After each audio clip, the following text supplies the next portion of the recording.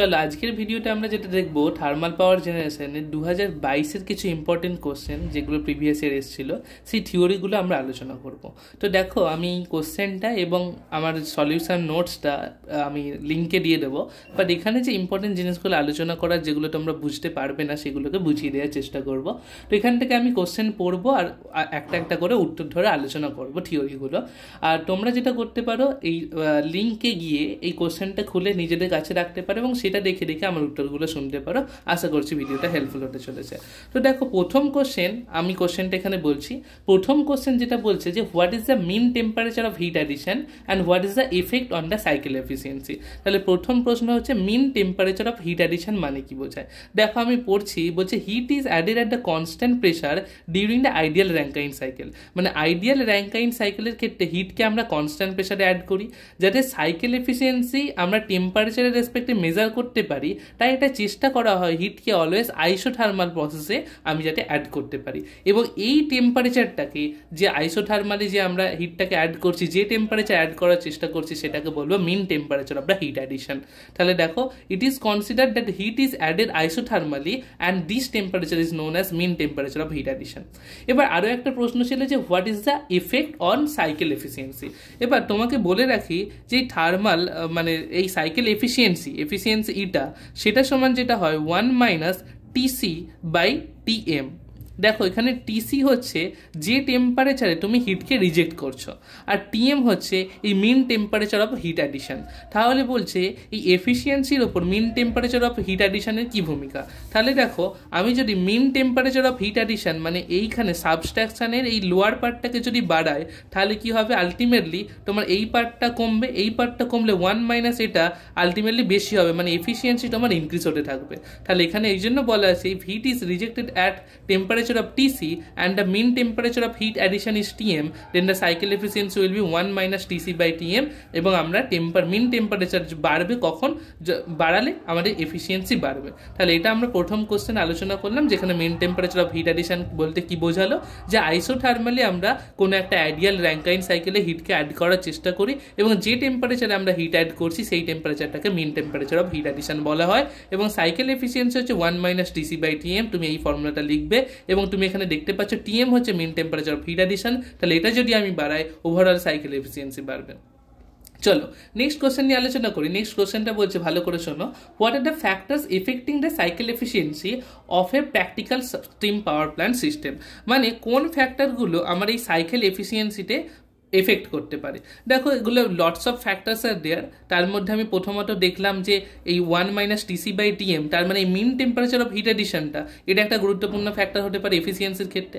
আবার এই টিসিটা কি বলেছিলাম, যে টেম্পারেচারে তুমি হিট রিজেক্ট করছো, তাহলে টিসিকে যদি আমি লো করি, মানে লো টেম্পারেচার যদি হিট রিজেক্ট করি তাহলে এফিসিয়েন্সি বাড়বে। তাহলে এই টিসি এবং টিএম এর উপর ডিপেন্ড করছে। আর কি হতে পারে না, super heating of the steam. আমি তোমাকে বলেছিলাম যে বয়লার থেকে যে স্টিমটা বেরোলো তার ড্রাইনেস ফ্র্যাকশন ইমপ্রুভ করার জন্য আর একবার বয়লারের সুপার হিটারে আনি, তারপরে আমি স্টিমটাকে টারবাইনে পাঠাই। তাহলে সেইখানে সুপার হিটারের ক্ষেত্রে যে super heating of the steam এবং স্টিমকে যত পরিমাণে আমি সুপার হিট করবো তাহলে তার ড্রাইনেস ফ্র্যাকশন তত ইমপ্রুভ হবে। ড্রাইনেস ফ্র্যাকশন ইমপ্রুভ হলে স্টিম কোয়ালিটি বাড়বে এবং তোমার আলটিমেটলি সাইকেল এফিসিয়েন্সি বাড়বে। এছাড়া কি হতে পারে, pressure at which heat is added, যে প্রেসারে তুমি হিট অ্যাড করছো সেটা একটা ফ্যাক্টর হতে পারে। Temperature at which heat is rejected, যেটা আমি বললাম টিসি, সেটার ব্যাপার হতে পারে। এবং তোমার টারবাইন আছে, টারবাইনের এক্সিট টেম্পারেচার, আউটলেট টেম্পারেচার, তাদের উপর ডিপেন্ড করবে। As well as flow rate of the steam, তুমি টোটাল স্টিম সাইকেলে কত পরিমাণ স্টিম ফ্লো হচ্ছে। বেশি স্টিম ফ্লো হলে তোমার এফিসিয়েন্সি সেখানে বেশি হবে, গুড কোয়ালিটির স্টিম ফ্লো হলে সেখানে এফিসিয়েন্সি বেশি হবে। অ্যাজ ওয়েল অ্যাজ যে টারবাইন আছে, টারবাইনের যে এফিসিয়েন্সি, কন্ডেন্সারের এফিসিয়েন্সি, সেগুলোর ওপর কিন্তু এই সাইকেল এফিসিয়েন্সি ডিপেন্ড করবে। তাহলে আশা করছি তোমার এই পয়েন্টটা বুঝে গেল। তুমি এই পয়েন্টগুলো লিখবে, তাহলেই তোমার প্রয়োজনীয় 2 মার্কস বা 3 মার্কস যাই আসুক না কেন সেটা পাবে। চলো আমরা নেক্সট কোশ্চেন নিয়ে আলোচনা করি। বলছে what do you understand about the circulation ratio. তাহলে কি বলছে, সার্কুলেশন রেশিও বলতে কি বোঝায়। এবার এই সার্কুলেশন রেশিও এটা হচ্ছে রিলেটেড বয়লারের সার্কুলেশন রেশিওর সাথে। বয়লারে জেনারেলি কি হয়, বয়লারে যদি এটা আমি ফার্নেস বলি তাহলে বয়লারের ফার্নেসের বাইরেও থাকে বয়লার ড্রাম। বয়লার ড্রামে কি থাকে, বয়লার ড্রামের অর্ধেক লেভেল পর্যন্ত এখানে থাকে জল আর এর ওপরে থাকে তাহলে দেখো তোমায় যেটা বলছিলাম, এই বয়লার ড্রামের অর্ধেকটা থাকে জল। তো প্রথমত জলকে কোনো পাইপের সাহায্যে ইকোনমাইজার এবং তারপরে এই বয়লার ড্রামে আনা হয়। তো এই বয়লার ড্রামের থেকে ডাউন কামার দিয়ে নিচে আনা হয়। ডাউন কামার বয়লার ফার্নেসের বাইরেই থাকে, ডাউন কামার দিয়ে নিচে আনা হয়। তারপর কি করা হয়, এই ফার্নেসের গা বেয়ে বিভিন্ন সরু সরু টিউবের মাধ্যমে জলগুলোকে আমাকে আবার বয়লার ড্রামে নিয়ে যাওয়া হয়। তার ফলে কি হয়, এই টিউব আর এইখানে যে ফার্নেস আছে, ফার্নেসের ওয়ালের গা বেয়ে নিয়ে যাওয়ার ফলে ফার্নেসে যেহেতু আগুন জ্বলছে, মানে কয়লা পোড়াচ্ছ তুমি, তাই তার এর মধ্যে হিট ট্রান্সফার হচ্ছে এবং এই স্টিম, এই ছোটো ছোটো টিউবের মধ্যে থাকা জল সেটা আস্তে আস্তে স্টিমে পরিণত হচ্ছে এবং সেটা বয়লার ড্রামে যাচ্ছে। বয়লার ড্রামের উপর অংশ থেকে আবার স্টিমকে আমি সুপার হিটারে পাঠাচ্ছি। তো দেখো এই সার্কুলেশন রেশিওটা রিলেটেড এই বয়লারের সার্কুলেশনের সাথে। কি বলছে সার্কুলেশন রেশিও, সেটা বলছে mass flow rate of the saturated water in the downcomer riser circuit. তোমাকে বললাম না, এই বয়লার ড্রাম থেকে ডাউন কামারের মাধ্যমে প্রথমে জলটাকে নিয়ে আসা হয়। তাহলে এই জল যখন আনা হচ্ছে, এটা কি ছিল, এটা কমপ্লিটলি ওয়াটার ছিল, এটাকে বলা হচ্ছে স্যাচুরেটেড ওয়াটার। তাহলে ডাউন কামারে কত পরিমাণ ওয়াটার ফ্লো হচ্ছে, স্যাচুরেটেড ওয়াটার, এবং রাইজার টিউব দিয়ে কত পরিমাণ স্যাচুরেটেড স্টিম ফ্লো হচ্ছে, সেই রেশিওটাই হচ্ছে তোমার সার্কুলেশন রেশিও। দেখো mass flow rate of the saturated water in the downcomer riser circuit, downcomer যেটা হলো যে মাস ফ্লো রেট ডাউন কামার এবং রাইজার, ডান দিকে কি থাকে রাইজার টিউব, বাঁদিকে কি থাকে ডাউন কামার। তাহলে ডাউন কামার এবং রাইজার সার্কিটের মধ্যে দিয়ে যে পরিমাণ মাস ফ্লো রেট হচ্ছে তোমার স্যাচুরেটেড ওয়াটারের, এবং আলটিমেটলি যে mass flow rate of the saturated water steam from the drum, এবং ড্রাম থেকে যে পরিমাণ স্টিম স্যাচুরেটেড হয়ে বেরিয়ে যাচ্ছে তার যে রেশিও সেটাকে বলা হচ্ছে সার্কুলেশন রেশিও। তাহলে কি ডাউন কামার আর রাইজার টিউবের মধ্যে থাকা তোমার যেটা ফ্লো হচ্ছে স্যাচুরেটেড ওয়াটার, সেটা ডিভাইডেড বাই এই বয়লার ড্রাম থেকে সুপার হিটারে যেটা যে পরিমাণ স্টিম চলে যাচ্ছে, সেই দুটো রেশিও হচ্ছে সার্কুলেশন রেশিও। নেক্সট কোশ্চেন বলছে define the equivalent evaporation and factor of evaporation. দেখো এটা আমি আমার প্রবলেমগুলোতে আলোচনা করেছি যে ইকুইভ্যালেন্ট ইভাপোরেশনটা কি না। ইকুইভ্যালেন্ট ইভাপোরেশন হচ্ছে যে ধরো তোমার কাছে 1 কেজি ওয়াটার আছে, এই 1 কেজি ওয়াটারকে তুমি যদি স্টিমে পরিণত করতে চাও, তার জন্য যে পরিমাণ হিট দিতে হবে এবং তোমার গিভেন কন্ডিশনে, ধরো তোমার বয়লার 10 বারে চলছে, তাহলে সেই কন্ডিশনে 1 কেজি ওয়াটারকে স্টিমে পরিণত করতে যে পরিমাণ হিট দিতে হবে, সেই হিট কন্টেন্ট ধরলাম আমি ধরো কিউ, এবং ডিভাইডেড বাই তোমার এই জিনিসটাই, মানে 1 কেজি ওয়াটারকে স্টিমে পরিণত করবে অ্যাট 1 ATM প্রেসারে, সেইটাকে বলা হবে, এই দুটো রেশিওকে বলা হবে ইকুইভ্যালেন্ট ইভাপোরেশন। তাহলে ই ইজ ইকুয়াল টু কি না, তোমার heat added to the water to produce the steam divided by HFG। HFG মানে কি, HFG at 1 ATM, তার মানে 1 ATM প্রেসারে HFG মানে কি, দেখো HFG মানে হচ্ছে heat, latent heat of evaporation. তার মানে 1 কেজি জলকে আমার স্টিমে পরিণত করতে যে পরিমাণ হিট লাগবে 1 ATM এ, এবং ওপরে যেটা থাকছে আমার অ্যাকচুয়াল হিট যেটা লাগছে আমার গিভেন কন্ডিশনে, তো সেটা হলো ইকুইভ্যালেন্ট ইভাপোরেশন। আর ফ্যাক্টর অফ ইভাপোরেশন কি না, সেটা হচ্ছে ইকুইভ্যালেন্ট ইভাপোরেশন এবং অ্যাকচুয়াল ইভাপোরেশনের যে রেশিও, সেটাকে বলা হয় ফ্যাক্টর অফ ইভাপোরেশন। দেখো আমি নেক্সট ডি এর কোশ্চেনটা আলোচনা করছি। বলছে what is the pinch point temperature difference in a steam power cycle. এবার দেখো তোমাকে বলেছিলাম যে আমার ইন্ট্রোডাকশনের ভিডিও দেখলে তুমি বুঝতে পারবে যে পাওয়ার প্ল্যান্টটা গোটাটাই ইঞ্জিনিয়ারিং, আমার থার্মোডাইনামিক্স এবং হিট ট্রান্সফার এই দুটোর সাথে রিলেট করে ডিজাইন করা হয়েছে। তাহলে পাওয়ার প্ল্যান্টের মধ্যে বিভিন্ন জায়গায় দেখবে বিভিন্ন আমরা হিট এক্সচেঞ্জার ইউজ করি, এবং এই হিট এক্সচেঞ্জারে সেখানে আমি কোথাও হট ফ্লুইড পাঠাই, কোথায় কোল্ড ফ্লুইড পাঠাই, তার মাধ্যমে কোল্ড ফ্লুইডটা গরম হয় এবং হট ফ্লুইডটা ঠান্ডা হয়। এবং এই মিনিমাম যে টেম্পারেচার ডিফারেন্স এই হিট এক্সচেঞ্জারগুলোতে, সেই ডিফারেন্সটাকে বলা হয় পিঞ্চ পয়েন্ট টেম্পারেচার ডিফারেন্স। তো আমি তোমাকে যদি টিএস ডায়াগ্রামটা বোঝাই তাহলে হয়তো তুমি বুঝতে পারবে। দেখো তো আমি কি বলছি না, পিঞ্চ পয়েন্ট টেম্পারেচার ডিফারেন্স মানে কি বলছি, না minimum temperature difference between hot and cold fluid in a hit exchanger. তাহলে যে কোনো একটা হিট এক্সচেঞ্জার টোটাল পাওয়ার প্ল্যান্টের মধ্যে minimum temperature difference hot fluid এবং কোল্ড ফ্লুইডের মধ্যে, সেটাই হচ্ছে তোমার পিঞ্চ পয়েন্ট টেম্পারেচার ডিফারেন্স। এবার দেখো তোমার টিএস ডায়াগ্রাম যদি আমি তোমায় বোঝাই, তাহলে দেখবে টিএস ডায়াগ্রামে কি হয়, এই তোমার 2 থেকে 3 এটা কি ছিল, এটা তুমি কনডেন্স করছো। কনডেন্স করার সময় কি হয়, দেখো টেম্পারেচারটা তোমার ফিক্স থাকছে। তারপরে 3 থেকে 4 তুমি পাম্পের সাহায্যে জলকে ওপরে তুলেছিলে, তার ফলে সেখানে এনথালপি কিছুটা বেড়েছে, টেম্পারেচারও কিছুটা বেড়েছে। তারপর 4 to 5 হচ্ছে ইকোনমাইজার। তোমাকে বলেছিলাম যে ইকোনমাইজারের বেসিক্যালি কাজ কি না, আমাকে বয়লারে জল পাঠানোর আগে তার আগে যদি জলটাকে একটু গরম করে নিতে পারে, সেই সেন্সিবল হিট অ্যাডিংয়ের পজিশনটা ছিল ইকোনমাইজার। তো ইকোনমাইজারের পরে 5 to 6 কি হয়েছে, বয়লারে এই জলটা স্টিমে পরিণত হয়েছে। বয়লার ঢালে যখন ফেজ চেঞ্জ হচ্ছে তখনও দেখো আবার টেম্পারেচারটা কিন্তু ফিক্সড থাকছে 5 to 6। তারপর 6 থেকে 1-এ কি করেছে, আমি সুপার হিটিং করেছি, তার ফলে টেম্পারেচার এবং এনট্রপি দুটোই বেড়েছে, এবং তারপরে আলটিমেটলি এটা টারবাইনের সাহায্যে আমি কি করেছি, টারবাইনে এক্সপেনশন ঘটেছে, এবং টারবাইনের এক্সপেনশন যদি আইডিয়াল টারবাইন আমি বলি তাহলে সেখানে আইসেন্ট্রপিক এক্সপেনশন হয়। তাই জন্য এখানে দেখো এনট্রপিটাই 1 to 2 লাইনের ফিক্সড আছে। তাহলে এইটা হচ্ছে তোমার বেসিক টিএস ডায়াগ্রাম। চলো আমরা নেক্সট কোশ্চেন নিয়ে আলোচনা করি। বলছে স্টিম টারবাইনে কম্পাউন্ডিং এর প্রয়োজনীয়তা কি, এবং বলছে what is a 50% reaction turbine. দেখো কম্পাউন্ডিং কেন করা হয়, তার কারণ এই টারবাইনের মধ্যে স্টিম ফেলার আগে আমরা নজেল ইউজ করি, এবং নজেল যেটা বেসিক্যালি করে, নজেল এই স্টিমের ভেলোসিটিকে খুবই প্রচুর পরিমাণে বাড়িয়ে দেয়। তার ফলে কি হয়, এই টারবাইনের যে রোটরের স্পিড আছে সেটাকে যদি আমি এনআর বলি, সেটা মোর দ্যান 30,000 RPM হয়ে যায়, যেটা প্র্যাকটিক্যালি এরকম কোনো টারবাইন যদি আমি সিঙ্গেল ব্লেডের টারবাইন করি, যদি কম্পাউন্ডিং না করি, তাহলে সেটা প্র্যাকটিক্যালি পসিবল না। তোমার টারবাইন সিস্টেম থেকে শুরু করে টোটাল প্ল্যান ট্রিপ করে যাবে। তাই কি করা হয়, এই রোটর স্পিডকে কন্ট্রোল করার জন্য আমাদের প্রয়োজন পড়ে কম্পাউন্ডিং। কম্পাউন্ডিং মানে কি, আমরা একটা সিঙ্গেল স্টেজ বা একটা সিঙ্গেল ব্লেড ইউজ না করে আমরা মাল্টিপল স্টেজ এবং মাল্টিপল ব্লেড এবং বিভিন্ন ধরনের ব্লেড টারবাইনের জন্য ইউজ করব, সেটাকেই বলা হবে কম্পাউন্ডিং। চলো দেখে নাও এখানে যেটা আমি বলেছি যে ইউ ইজ ইকুয়াল টু হয় πdn/60, যেখানে ইউ দেখো πdn, যেখানে আমি নজেল স্পিডটা এতটা বেড়ে যায় যে আমার রোটর স্পিডটা 30,000 RPM এর হয়ে যায়, যেটা প্র্যাকটিক্যালি ইম্পসিবল।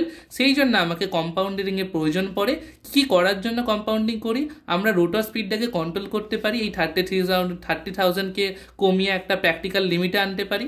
এছাড়া বিভিন্ন স্টেজ যদি আমি ইউজ করি টারবাইনের ক্ষেত্রে, তাহলে কি হবে, টারবাইনের যে এনথালপিটা, স্টিমের যে এনথালপিটা, সেটাকে আমি কমপ্লিট ইউটিলাইজ করতে পারবো। তাহলে second point is to utilise the enthalpy of the system বা এনথালপি অফ দ্য আমার যে স্টিম সেটা। এবং লাস্ট যেটা, আমার একটা ব্লেডের ওপর এত ভেলোসিটি প্রোভাইড না করে আমি যদি মাল্টিপল স্টেজ বা মাল্টিপল ব্লেড ইউজ করি, তখন কি হবে, ব্লেডের যে স্ট্রেসটা সেটা মিনিমাইজ হবে। তাহলে দেখে নাও এখানে নজেল কি করছে, ভেলোসিটিকে প্রচুর পরিমাণে বাড়িয়ে দেয়। তাহলে এই ভেলোসিটি কন্ট্রোল করার জন্য, সেটাকে আমরা রোটর স্পিড কন্ট্রোল করার জন্য আমরা মাল্টি স্টেজ এবং বিভিন্ন ধরনের ব্লেড ইউজ করে থাকি। যেমন টারবাইনের ক্ষেত্রে কম্পাউন্ডিং করার সময় দু ধরনের ব্লেড ইউজ করা হয়, একটা হচ্ছে মুভিং ব্লেডস, একটা হচ্ছে ফিক্সড ব্লেড। এই মুভিং ব্লেডের কাজ কি না, মুভিং ব্লেড এই ভেলোসিটিটাকে কমাতে সাহায্য করে এবং প্রেসারকে সেম অ্যাজ ইট ইজ রেখে দেয়। কিন্তু ফিক্সড ব্লেডগুলো কি করে, ভেলোসিটি এবং প্রেসার দুটোকে আলটিমেটলি প্রায় সেম রাখতে সাহায্য করে। তাহলে এটা ছিল কম্পাউন্ডিং মানে হচ্ছে আমাদের বিভিন্ন স্টেজে বা বিভিন্ন ব্লেডের মাধ্যমে, বিভিন্ন কাইন্ড অফ ব্লেডের মাধ্যমে টারবাইনটাকে ডিজাইন করা। এরপরে আমরা যেটা আলোচনা করবো, দেখো 50% রিয়াকশন টারবাইন। তো এই 50% রিয়াকশন টারবাইন কি বলছে, the pressure drop of A steam যদি আমি ইকুয়ালি ডিভাইড করে দিই, আমরা কি বললাম টারবাইনে দু ধরনের ব্লেড থাকে, একটা হচ্ছে মুভিং ব্লেড, একটা হচ্ছে ফিক্সড ব্লেড।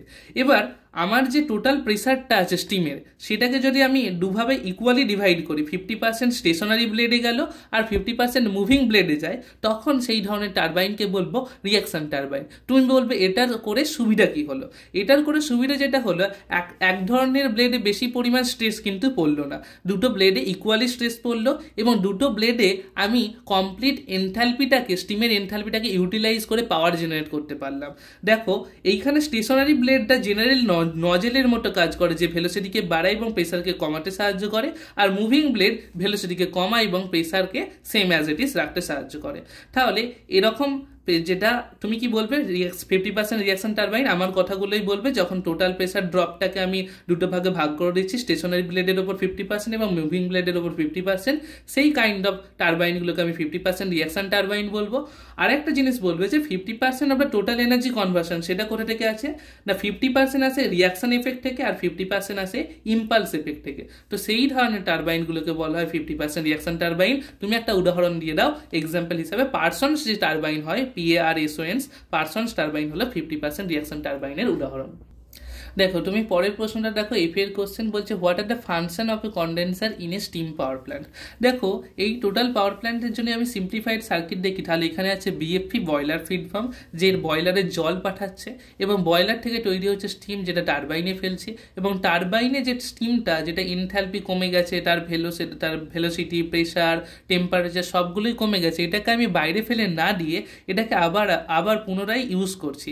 কিন্তু পুনরায় ইউজ করতে গেলে আমাকে যেটা একটা পার্টিকুলার হাইটে বয়লারে পাঠাতে হবে, তাই আমাকে পাম্প করতে হবে, এবং আমি পাম্প স্টিমকে কিন্তু পাম্প করতে পারবো না, পাম্প শুধুমাত্র কাজ করে লিকুইড স্টেটে। তাই জন্য কি করতে হবে, আমাকে এই স্টিমটা যেটা টারবাইন থেকে আসছে সেটা কন্ডেন্সারে কন্ডেন্স করতে হবে। তার জন্য কি করা হয়, তার জন্য এখান থেকে একটা কুলিং ওয়াটার নেওয়া হয়, ধরো তার টেম্পারেচার 15 ডিগ্রি সেন্টিগ্রেড, সেই কন্ডেন্সারে হিট এক্সচেঞ্জার হিসাবে আসে, হিট এক্সচেঞ্জিং ফ্লুইড হিসাবে আসে, এবং 15 ডিগ্রি সেন্টিগ্রেডে আসে, এই সার্কিট তার মধ্যে দিয়ে ঘোরানো হয় এবং আলটিমেটলি টেম্পারেচার বাড়ে, এবং এ যে করে এই হিটটা অ্যাবজর্ব করবে, যে এখান থেকে স্টিমটা যে পরিমাণ হিট রিলিজ করলো সেই পরিমাণ হিটটাকে অ্যাবজর্ব করে নিয়ে এ চলে যায়। এবং এই নিজেকে আবার কিভাবে ঠান্ডা করা হয় না, এটা জেনারেলি আমরা কুলিং টাওয়ার ইউজ করি, এই কুলিং টাওয়ার নিয়ে আমরা পরে আসছি। তো বেসিক্যালি কন্ডেন্সারের কাজ তাহলে এই তোমার স্টিমকে কন্ডেন্স করা। দেখো তাহলে কি বলছে কন্ডেন্সার, দেখো তোমাকে এখানে বেসিক সার্কিটটা তুমি আঁকতে পারো,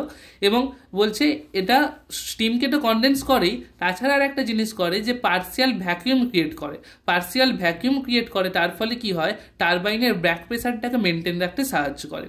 তো reducing the exhaust pressure and the condenser lowers the turbine back pressure, তোমাকে যেটা বোঝালাম, এবং তুমি নর্মালি কন্ডেন্সারের যে কাজ সেটাও বললে। আর একটা জিনিস করে, prevents the direct release of the steam to the atmosphere. তোমাকে বললাম যে আমি এই স্টিমটাকে ডাইরেক্টলি অ্যাটমসফিয়ারে ছেড়ে দিলে সেটা অ্যাটমসফিয়ারের জন্য হার্মফুল, তাই আমি এটাকে আবার রিইউজ করতে পারছি জল হিসাবে, কন্ডেন্সার জলে পরিণত করলে, এবং সেটাকে আমি বয়লারে ইউজ করছি। এই কন্ডেন্সার জেনারেলি দু ধরনের হয়, একটা হচ্ছে সারফেস কন্ডেন্সার, একটা হচ্ছে জেট কন্ডেন্সার। সারফেস কন্ডেন্সারে কি হয়, তোমাকে যে বললাম এই কন্ডেন্সারে কুলিং ওয়াটার আসছে, এবং এই স্টিমকে পাইপের মধ্য দিয়ে, কুলিং ওয়াটার আসে পাইপের মধ্য দিয়ে, এই যে কুলিং ওয়াটার এসেছে পাইপের মধ্য দিয়ে, এর উপর আমি স্টিম চালনা করি। এরা কিন্তু এই কুলিং ওয়াটারটা আর স্টিম কিন্তু পরস্পরের সাথে কন্ট্যাক্ট করলো না, এই পাইপের ওপর জাস্ট কন্ট্যাক্ট করলো, তাহলে এটা হয়ে গেল ইনডাইরেক্ট কন্ট্যাক্ট টাইপ, যেটা পরস্পরের সাথে এই দুটো ফ্লুইড কিন্তু মিশলো না, সেই ধরনের কন্ডেন্সারকে বলবো সারফেস কন্ডেন্সার। কিন্তু যেখানে এই ফ্লুইড দু ধরনের যে হিট এক্সচেঞ্জিং ফ্লুইড সেগুলো মিশে যাবে, সেটাকে বলবো জেট টাইপ কন্ডেন্সার। চলো আমরা নেক্সট কোশ্চেন নিয়ে আলোচনা করি। দেখো 2 এর কোশ্চেন দেখো, বলছে what are the significance of specific steam consumption and heat rate in a thermal power plant. তাহলে তোমাকে জানতে চাইছে স্পেসিফিক স্টিম কনজাম্পশন কি এবং তার সিগনিফিকেন্স কি। দেখো স্পেসিফিক স্টিম কনজাম্পশন মানে হচ্ছে যে তোমায় 1 কিলোওয়াট আওয়ার ইলেকট্রিসিটি প্রডিউস করতে তোমার যে পরিমাণ যত কেজি স্টিমের প্রয়োজন হবে সেটাকে বলা হয় স্পেসিফিক স্টিম কনজাম্পশন। তাহলে স্পেসিফিক স্টিম কনজাম্পশন মানে কি, বলছে amount of the steam required to produce 1 kilowatt hour electric energy, সেটা হচ্ছে স্পেসিফিক স্টিম কনজাম্পশন। তাহলে তার ইউনিট কি হবে, তোমার কত কেজি স্টিম লাগছে, কি প্রডিউস করছে না 1 কিলোওয়াট আওয়ার বা 1 ইউনিট তোমার ইলেকট্রিক্যাল এনার্জি প্রডিউস করছে। তাহলে এটা হয়ে গেল তার ডেফিনেশন, এটা হয়ে গেল ইউনিট। এর সিগনিফিকেন্স কোথায় না, এই এসএসসি মানে স্পেসিফিক স্টিম কনজাম্পশন যদি কম হয়, তার মানে তুমি 1 কিলোওয়াট আওয়ার পাওয়ার প্রডিউস করে নেবে অল্প পরিমাণ স্টিম নিয়ে, তার মানে সেই সিস্টেমের টারবাইন এফিসিয়েন্সিটা বেশি, মানে টারবাইনে তুমি অল্প পরিমাণ স্টিম অ্যাপ্লাই করছো, তার ফলে টারবাইন এত পরিমাণ কিলোওয়াট আওয়ার ইলেকট্রিসিটি তৈরি করে নিতে পারছে। এবং দেখো হায়ার স্পেসিফিক স্টিম কনজাম্পশন মানে কি হবে, তাহলে টারবাইনের এফিসিয়েন্সি লো। আচ্ছা, আর বয়লার লোড এস্টিমেশন, যদি স্পেসিফিক স্টিম কনজাম্পশন কম হয়, মানে কম স্টিম যদি লাগে, তাহলে বয়লারের লোডটাও কিন্তু আস্তে আস্তে কমে যাবে। তাহলে বয়লারে এখন কম পরিমাণ স্টিম জেনারেট করলেও হবে, বা বয়লারে কম পরিমাণ স্টিমের জন্য কয়লা জ্বালালেও হবে। আচ্ছা, আর একটা কি হতে পারে না, ফুয়েল কনজাম্পশন এস্টিমেশন। তাহলে যদি কম পরিমাণ স্টিম উৎপাদন করে আমি same amount of the electricity পাই, তাহলে আমাকে এখন কম ফুয়েল পোড়াতে হবে। তাহলে এইটা ছিল তোমার স্পেসিফিক স্টিম কনজাম্পশনের যে উদাহরণগুলো বা তার সিগনিফিকেন্সগুলো। দেখো নেক্সট আমরা যে কোশ্চেনটা বলেছে what is heat rate in the thermal power system. এবার দেখো স্পেসিফিক স্টিম কনজাম্পশন কি ছিল, যে 1 কিলোওয়াট আওয়ার ইলেকট্রিসিটি তৈরি করতে কত কেজি স্টিম লাগছে। এবার হিট রেটটা হচ্ছে amount of the heat energy input required to generate 1 kilowatt of the hour of electrical energy. মানে এখন আমি 1 kilowatt hour electrical energy produce করতে চাইছি, এর জন্য কত পরিমাণ আমাকে হিট ইনপুট বয়লারে দিতে হবে সেটাকে বলা হচ্ছে হিট রেট। তাহলে ইউনিট কি হবে দেখো, আমি 1 kilowatt hour electrical energy produce করতে চাইছি এবং কত তার মাধ্যমে কত আমাকে হিট ইনপুট দিতে হবে, সেটাই হচ্ছে হিট রেট। তাহলে দেখো হিট রেটের যদি আমি সিগনিফিকেন্স বলি, চলো তাহলে দেখো হিট রেটের আমি সিগনিফিকেন্স কোথায় পাবো না, হিট রেট যদি কম হয়, হিট রেট কম হওয়া মানে কি তুমি কম পরিমাণ হিট দিলেই 1 কিলোওয়াট আওয়ার ইলেকট্রিসিটি তুমি পেয়ে যাচ্ছ, তাহলে সেই থার্মাল পাওয়ার প্ল্যান্টের এফিসিয়েন্সি নিশ্চয়ই বেশি, কারণ তুমি কম পরিমাণ হিট ইনপুট করছো, তাতেই বেশি পরিমাণ পাওয়ার পেয়ে যাচ্ছ বা সেম পরিমাণ পাওয়ার পেয়ে যাচ্ছ, তাহলে সেইটার হিট রেট যদি কম হয় থার্মাল এফিসিয়েন্সি বেশি হবে।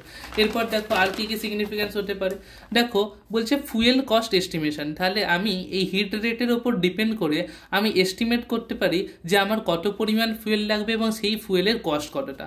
আর একটা হতে পারে এনভায়রনমেন্টাল ইম্প্যাক্ট, যদি হিট রেট লো হয় তাহলে এখন আমাকে কম কয়লা পোড়াতে হবে। কম কয়লা পোড়াতে কেন হবে, কারণ কম হিটেই আমি সেম অ্যামাউন্ট অফ পাওয়ার পেয়ে যাব, তাহলে সেই জন্য কম কয়লা পোড়ালে কম পলিউশন হবে, কম পলিউশন হলে সেটা এনভায়রনমেন্টালের জন্য একটা ভালো জিনিস।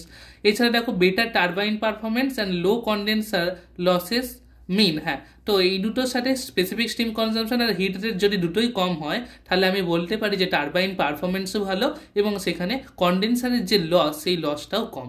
চলো আমরা নেক্সট কোশ্চেন নিয়ে আলোচনা করি। নেক্সট দেখো টিনের এ কি বলছে, when is a water tube boiler exclusively used and briefly discuss the working principle of Babcock and Wilcox boiler। চলো আমরা ওয়াটার টিউব বয়লার সম্পর্কে একটু জেনে নিই। তো ওয়াটার টিউব বয়লার বলতে বেসিক্যালি কি, ওয়াটার টিউব বয়লার মানে তোমাকে বলেছিলাম এই বয়লার ড্রাম, ডাউন কামার আর রাইজার টিউব থাকে। এবার যখন জল টিউবের মধ্য দিয়ে যায় আর বাইরে থাকে ফার্নেস বা এটাকে হিট করার চেষ্টা করা হয়, তখন তাকে বলা হয় ওয়াটার টিউব বয়লার। আর একটা কি হতে পারে না, আর একটা হতে পারে টিউবের মধ্যে ফায়ারিং করা হচ্ছে আর বাইরের চারপাশে জল ভরা আছে, সেটাকে কি বলবো, সেটাকে বলবো ফায়ার টিউব বয়লার। তাহলে টিউবের মধ্যে যেটা থাকবে আমি সেটা বলবো, টিউবের মধ্যে যদি ফায়ার করা হয় তখন ফায়ার টিউব বয়লার, টিউবের মধ্যে যদি ওয়াটার থাকে তখন ওয়াটার টিউব বয়লার। তাহলে চলো আমরা ওয়াটার টিউব বয়লার কি বলছে দেখি। বলছে ওয়াটার টিউব বয়লার কখন ইউজ করা হয় না, বলছে it can handle pressure up to 140 bar or more than that and generate steam at very high temperature. তাহলে আমি যদি বড় বড় থার্মাল পাওয়ার প্ল্যান্টে যাই, সেখানে যদি আমি প্রচুর পরিমাণ পাওয়ার প্রডিউস করতে চাই, তখন আমি এই ওয়াটার টিউব বয়লার ইউজ করব, কারণ এ হাই প্রেসারে হাই টেম্পারেচারে কাজ করতে পারে। অথবা কোথায় ইউজ করব না, যেই ইন্ডাস্ট্রিতে হাই প্রেসার হাই টেম্পারেচারে স্টিম দরকার সেখানে, যেমন সেটা হতে পারে সুগার মিল, পেপার মিল, সেই সমস্ত জায়গায়। তাহলে কোথায় ইউজ করার কারণ কোথায় ইউজ করা হবে সেটা আমি বললাম। আচ্ছা এটা দেখো আর কি কি করতে পারে না, লার্জ স্টিমের ডিমান্ড।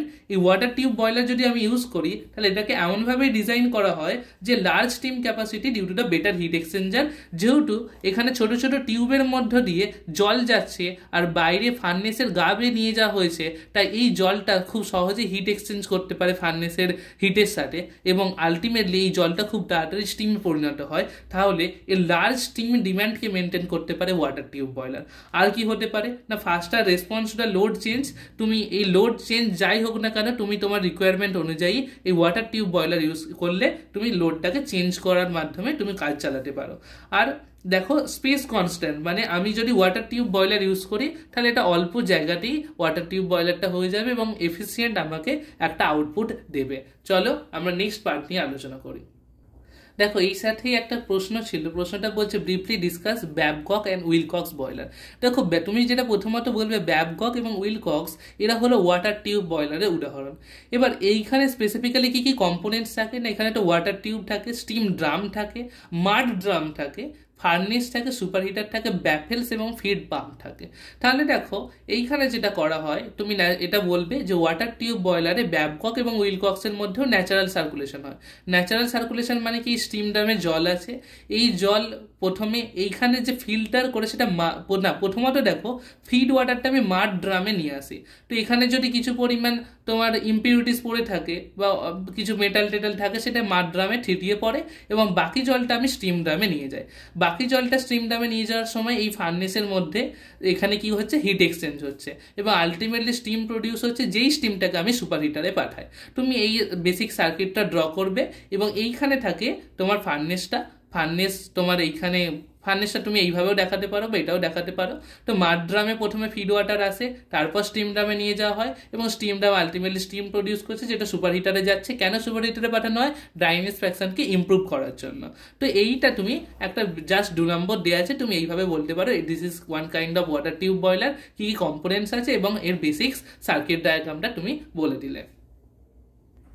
দেখো next question 4 A, what is reheat factor and condition line in a steam turbine.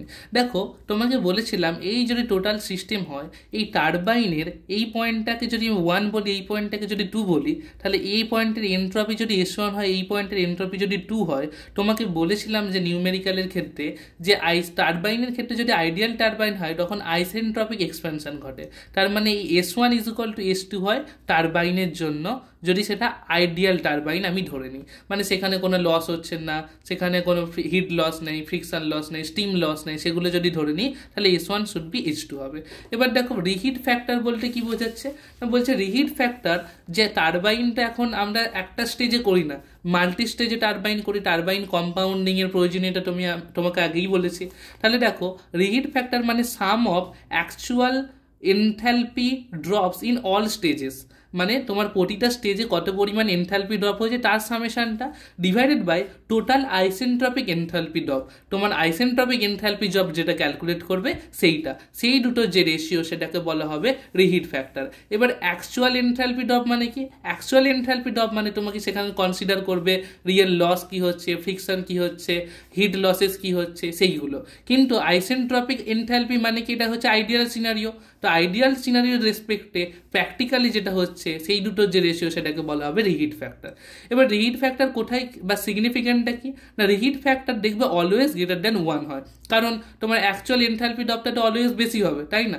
আর দেখো তাহলে টোটাল আইসেন্ট্রপিক এনথ্যালপি ড্রপের থেকে, তাহলে দেখো এটা কি করছে, helps engineer to analyse the performance of turbine and optimise their design. চলো তাহলে এই রিহিট ফ্যাক্টর সম্পর্কে তোমার বেসিক্স আইডিয়া হলে তুমি ফর্মুলাটা লিখে নাও এবং এটা কোথায় গুরুত্বপূর্ণ ভূমিকা পালন করে, টারবাইন পারফরমেন্স এবং অপটিমাইজেশন সেটা গুরুত্বপূর্ণ ভূমিকা পালন করে। নেক্সট বলছে what is the condition line in a steam turbine. দেখো কন্ডিশন লাইন কি বলছে, বলছে ইট represents the variation of steam condition as it এক্সপ্যান্ডস through the turbine. তাহলে স্টিম যখন টারবাইনের মাধ্যমে তোমার স্টিমের এক্সপ্যানশন হয়, তার যে বিভিন্ন কন্ডিশন, সেই যে লাইন সেটাকে বলা হয় কন্ডিশন লাইন বা কন্ডিশন লাইন। এটাকে রিপ্রেজেন্ট করে যে স্টিম বিভিন্ন কন্ডিশনে বিভিন্ন প্রেসার টেম্পারেচারে থাকে, সেই জিনিসটাকে কন্ডিশন লাইন রিপ্রেজেন্ট করে। বলছে if the turbines were ideal, যদি টারবাইনটা আইডিয়াল হতো তাহলে condition line would follow the isentropic expansion curve. তোমার এই যে আইসেন্ট্রপিটা টারবাইনে এক্সপেনশন হলে আইডিয়ালের ক্ষেত্রে কি বলেছিলাম, এনট্রপি সেম থাকে। যদি কন্ডিশন লাইন সেটা যদি টারবাইন আইডিয়াল হয় তাহলে কন্ডিশন লাইন কি করতো, আইসেন্ট্রপিক, মানে তার এনট্রপিটা সেম থাকতো। তাহলে বলছে দেখো in real scenarios the condition line deviates from the isentropic line due to irreversibility. তাহলে কন্ডিশন লাইন সম্পর্কে যদি 1 নম্বর বেসিক্স আইডিয়া পড়ে, এটা কি রিপ্রেজেন্ট করে সেটা বলবে এবং রিয়েল টারবাইন হলে বা আইডিয়াল টারবাইন হলে কি কন্ডিশন হতে পারে সেটা বলবে। চলো আমরা নেক্সট উত্তর নিয়ে আলোচনা করি। চলো এই ইয়ারের লাস্ট কোশ্চেন দেখো 5 থিওরিটিক্যাল কোশ্চেন কি বলছে, write down the air ejector and its function for a condenser and write down about the source of air leakage in the condenser and its effects. দেখো এয়ার ইজেক্টর কি না, air ejector কি করে, to maintain the vacuum inside the condenser, কন্ডেন্সারের ভেতরে vacuum maintain করতে সাহায্য করে air ejector. It operates on the principle of creating a suction force using the high pressure steam. তাহলে দেখো টারবাইন আর কন্ডেন্সার পরস্পরের সাথে যুক্ত হয়ে আছে, তাহলে টারবাইনের স্টিমটাকে এই সাকশন হিসাবে নেয় এবং এখানের যে এখানে এয়ার ইনজেক্টরটা থাকে এবং কন্ডেন্সার থেকে যে আননেসেসারি সেখানে যদি কোনো নন কন্ডেন্সেবল গ্যাস থাকে সেটাকে বাইরে বার করতে সাহায্য করে এবং আলটিমেটলি কন্ডেন্সারের ভ্যাকিউম মেনটেন করতে সাহায্য করে। তাহলে তোমার এয়ার ইনজেক্টর বলে তুমি এগুলো লিখবে, এই যে ডাটা বললাম যে তোমার কি মেনটেন করতে সাহায্য করে, আর লিখবে কম্পোনেন্ট। এয়ার ইনজেক্টর কি কম্পোনেন্ট থাকে, নজেল থাকে, ডিফিউজার থাকে, মিক্সিং চেম্বার থাকে। নজেলের কাজ কি তোমাকে বলেছি ভেলোসিটি ইনক্রিজ করতে সাহায্য করে, ডিফিউসারের কাজ ভেলোসিটি ডিক্রিজ করে, প্রেশার ইনক্রিজ করে, আর মিক্সিং চেম্বার কি করে এই নন কন্ডেন্সেবল গ্যাসগুলো এই মিক্সিং চেম্বারে প্রথমে জমা হয়, তারপর সেখান থেকে এক্সপেলড মানে বাইরে বার করে দেওয়া হয়। এবং এইখানে ফাংশন ইন কন্ডেন্সার এর কাজ কি এয়ার ইনজেক্টরের, it maintains the vacuum, it prevents the back pressure. Back pressure মানে টারবাইনের এই যে এক্সিট প্রেশার, এই টারবাইনের এক্সিট প্রেশারটাকে মেনটেন করতে সাহায্য করে। ইট ইমপ্রুভস দ্য হিট ট্রান্সফার। তাহলে যদি দেখো এয়ার মানে এখানে যদি নন কন্ডেন্সেবল গ্যাস থাকে টারবাইনের মধ্যে, টারবাইন না তোমার কন্ডেন্সারের মধ্যে, সেগুলোকে যদি বার না করে দেওয়া হয় তাহলে সেখানে হিট ট্রান্সফারে কিছুটা হলেও ড্যামেজ হবে, হিট ট্রান্সফারটা কমে যাবে। তাই এটা কি করে এয়ার ইনজেক্টরের মাধ্যমে যেগুলো নন কন্ডেন্সেবল গ্যাস বাইরে বার করে দেয়, তাই এটা ইমপ্রুভ করে হিট ট্রান্সফারকে। আর কি করে রিডিউস কোরোশন। যদি নন কন্ডেন্সেবল গ্যাস টারবাইনে বা তোমার কন্ডেন্সারে ঢুকে থাকে তাহলে কি হবে, স্টিম পাইপ থেকে শুরু করে বা যে কোনো পাইপের সেখানে কোরোশন ক্রিয়েট করবে, তো সেইটাকে রিডিউস করতে সাহায্য করে। নেক্সট আমরা যেটা দেখব source of air leakage in the condenser. একটা কন্ডেন্সারে কোথা থেকে এয়ার লিক হতে পারে। দেখো কন্ডেন্সারের যে পাইপ আছে মানে যে পাইপের মাধ্যমে কন্ডেন্সার এইখানে স্টিমটা টারবাইন থেকে এখানে আসছে, সেই পাইপের জয়েন্ট থাকবে, সেই জয়েন্টের জায়গা থেকে লিক হতে পারে। ভ্যাকিউম কানেকশন যেখান থেকে এয়ার ইজেক্টারটা আছে সেখান থেকে লিক হতে পারে, মানে যত ধরনের জয়েন্ট পাবে সেই জয়েন্টগুলো থেকে লিক হতে পারে। অথবা পাম্প থেকে লিক হতে পারে, বা ম্যানহোল বা ইন্সপেকশন ডোরস, যেখানে মানে বিভিন্ন জায়গায় তো ম্যানহোল থাকে, বয়লারে ম্যানহোল থাকে, কন্ডেন্সার বা বড় বড় যে জায়গাগুলো ইকুইপমেন্টসগুলো সেগুলোতে ম্যানহোল বা ইন্সপেকশন ডোর থাকে, সেগুলো চেক করার জন্য ঠিকঠাকভাবে অপারেট হচ্ছে কিনা, তো সেইগুলোর ক্ষেত্রে এয়ার লিক হতে পারে। এছাড়া feed water heater or extraction lines, মানে যখন এই কন্ডেন্সার থেকে যে জলটা পেলে এটাকে বয়লারে পাঠানোর আগে তোমাকে বলেছিলাম এর মধ্যে সেন্সিবল হিট অ্যাড করা হয়, মানে প্রচুর পরিমাণে হিট এক্সচেঞ্জার ইউজ করা হয় মাঝে, সেটা আমরা পরে কোনো ভিডিওতে আলোচনা করব। তো সেই হিট এক্সচেঞ্জারগুলো থেকেও কিন্তু আমাদের এয়ার লিকেজ হতে পারে। এছাড়া কোরোশন বা ক্র্যাকের কারণে কোনো পাইপে যদি লিকেজ হয় সেখান থেকে কিন্তু এয়ার লিকেজ হতে পারে।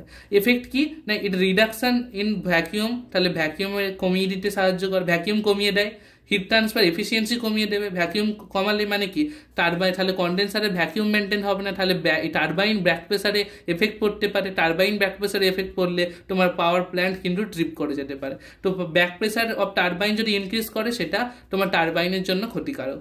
এছাড়া কোরোশন হতে পারে এবং প্ল্যান্টের এফিসিয়েন্সি কিন্তু আলটিমেটলি কমিয়ে দিতে পারে। চলো আজকের ভিডিওতে এতটাই, যেখানে আমি তোমাদের 2022-এর সমস্ত থিওরিটিক্যাল কোশ্চেন নিয়ে আলোচনা করলাম। আশা করছি ভালো লেগেছে। ভালো লাগলে অবশ্যই কমেন্টে জানিও, কোনো ডাউট থাকলেও কমেন্টে জানিও।